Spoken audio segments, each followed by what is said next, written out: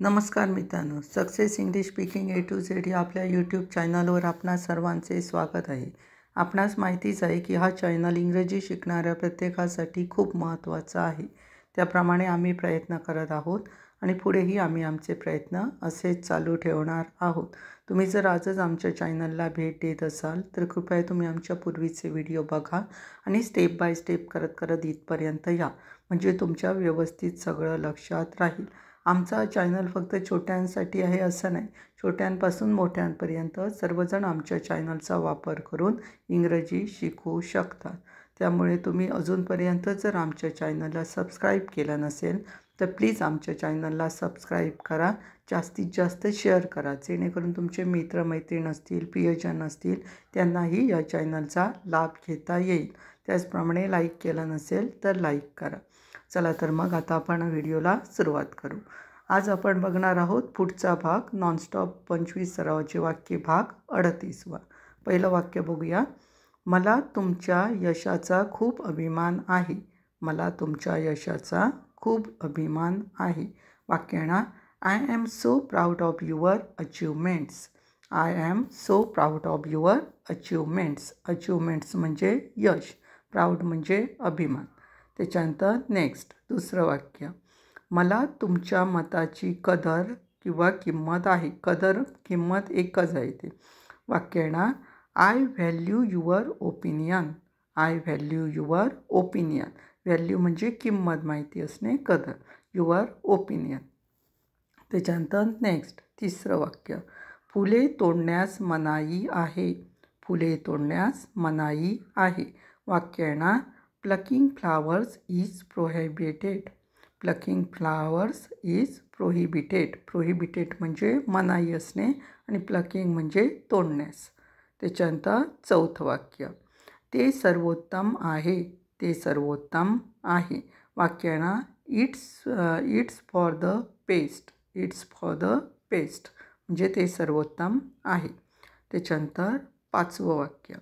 चांगल्या अक्षराने म्हणजे चांगल्या अक्षराने / सुधारित हाताने लिहा, म्हणजे चांगलं अक्षर काढून लिहा.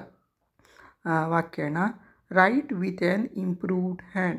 Right with an improved hand म्हणजे तुमचं हस्ताक्षर चांगलं असायला पाहिजे असं लिहा, असा अर्थ आहे त्याचा. त्याच्यानंतर सहावं वाक्य बघू.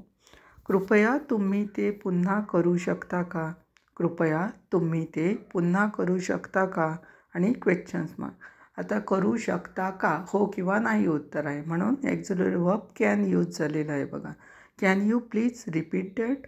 Can you please repeat that. Please म्हणजे कृपयासाठी वापरलेला आहे आणि क्वेश्चन्स मार्क लास्टला आलेला आहे, असं वाक्य आहे ते. त्याच्यानंतर सातवं वाक्य. अटी अंतिम झाल्या. अटी अंतिम झाल्या. वाक्याना the terms were finalised. The terms were finalised. झाल्या म्हणजे भूतकाळ आहे, म्हणून भूतकाळी वेअर यूज झालेलं आहे. अटी म्हणजे खूप असल्यामुळे वेअर वापरलेलं आहे आणि फायनलाइज म्हणजे अंतिम. त्याच्यानंतर आठवं वाक्य. मी तुम्हाला आनंदी वैवाहिक जीवनासाठी शुभेच्छा देतो. मी तुम्हाला आनंदी वैवाहिक जीवनासाठी शुभेच्छा देतो. वाक्याना I wish you a happy married life. I wish you a happy married life. त्याच्यानंतर नववं वाक्य. आम्ही प्रथम श्रेणीत प्रवास करत नाही. आम्ही प्रथम श्रेणीत प्रवास करत नाही. वाक्याना we do not travel first class. We do not travel first class. First class म्हणजे प्रथम श्रेणी, ट्रॅव्हल म्हणजे प्रवास. त्याच्यानंतर 10वं वाक्य. ती खूपच घाबरलेली दिसते. ती खूपच घाबरलेली दिसते. वाक्याना शी लुक्स रादर नर्वस. शी लुक्स रादर नर्वस. नर्वस म्हणजे घाबरलेली दिसते, निराशी दिसते. त्याच्यानंतर 11वं वाक्य. मी ते नाकारतो किंवा नाकारते. मी असल्यामुळे नाकारतो येऊ शकतो किंवा नाकारते पण घेऊ शकतो. वाक्याना I decline that. I decline that. Decline म्हणजे नाकारणे आणि दॅट म्हणजे ते. मी ते नाकारतो किंवा नाकारते. I decline that. त्याच्यानंतर 12वं वाक्य. माझ्यावर एक उपकार करा. माझ्यावर एक उपकार करा. वाक्याना do me a favour. Do me a favour. Favour म्हणजे उपकार करणे. त्याच्यानंतर 13वं वाक्य, तो जे काही बोलतो ते खरे नाही. तो जे काही बोलतो ते खरे नाही. वाक्य आहे ना, what ever he says is not true. What ever he says is not true म्हणजे तो जे काही बोलतो ते खरे नाही. त्याच्यानंतर 14वं वाक्य, कृपया हळू बोलाल का. कृपया हळू बोलाल का आणि क्वेश्चन्स मार्क आलेला आहे. वाक्य हो किंवा नाही उत्तर येतं, त्याच्यामुळे एक्झुलर वर्ब्स हेल्पिंग वर्ब्सने सुरुवात झालेलं आहे. वाक्य बघा, would you please speak slowly. Would you please speak slowly आणि क्वेश्चन्स मार्क आलेला आहे. त्याच्यानंतर 15वं वाक्य, माझी खोली 3ऱ्या मजल्यावर आहे. माझी खोली 3ऱ्या मजल्यावर आहे. वाक्य ना, my room is on the 3rd floor. My room is on the 3rd floor. 3rd floor म्हणजे 3ऱ्या मजल्यावर. माय रूम माझी खोली. त्याच्यानंतर नेक्स्ट 16वं वाक्य, तुम्हाला कोणावर संशय आहे.